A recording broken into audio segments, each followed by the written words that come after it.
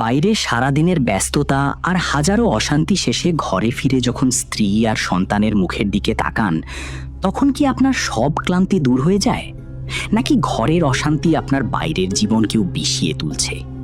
আমরা সবাই একটি সুন্দর পরিবারের স্বপ্ন দেখি, কিন্তু সেই সুখ পাওয়ার গোপন চাবিকাঠিটি হয়তো আমরা ভুলে গেছি।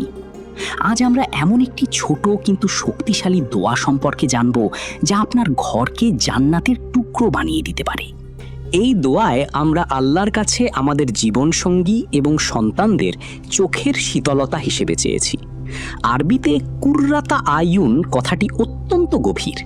এর অর্থ এমন কিছু যা দেখে মন এবং প্রাণ জুড়িয়ে যায়।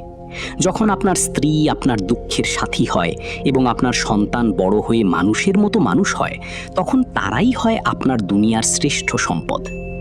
আধুনিক যুগে আমরা সন্তানদের পেছনে অনেক টাকা খরচ করছি, কিন্তু তারা কি আপনার চোখের শীতলতা হতে পারছে? এই দোয়া আমাদের শেখায় যে কেবল চেষ্টা নয়, আল্লাহর রহমত ছাড়া আদর্শ পরিবার গঠন অসম্ভব। পবিত্র কোরআনের এই আয়াতে আল্লাহ আমাদের একটি বিশেষ গুণ শেখাচ্ছেন। দোয়াটি হলো, রব্বানা হাবলানা মিন আজওয়াজিনা ওয়া যুররিয়াতিনা কুররাতা আয়ুনিন ওয়াজআলনা লিল মুত্তাকিনা ইমামা। নবীজি সাল্লাল্লাহু আলাইহি ওয়াসাল্লামের পারিবারিক জীবন ছিল এর বাস্তব উদাহরণ। তিনি তার স্ত্রীদের সম্মান করতেন এবং সন্তানদের সাথে বন্ধুর মতো মিশতেন। আজ আমরা বড় বাড়ি আর গাড়ির পেছনে ছুটছি, কিন্তু পরিবারের ভেতরের মায়া আর শ্রদ্ধা হারিয়ে ফেলছি। মনে রাখবেন, যেই ঘরে আল্লাহ এই কালাম বেশি বেশি পাঠ করা হয় এবং আমল করা হয়, সেই ঘরে শয়তান অশান্তি ছড়ানোর সুযোগ পায় না। দোয়ার শেষের অংশটি খেয়াল করুন, আমাদেরকে মিত্তাকিদের জন্য আদর্শ বানান। এর মানে হলো, আপনার পরিবার যেন কেবল নিজেদের মধ্যেই সুখী না থাকে, বরং অন্যদের জন্যও একটা উদাহরণ হয়। আপনার সন্তান যেন কেবল ভালো রেজাল্ট না করে, বরং নৈতিকভাবেও সেরা হয়।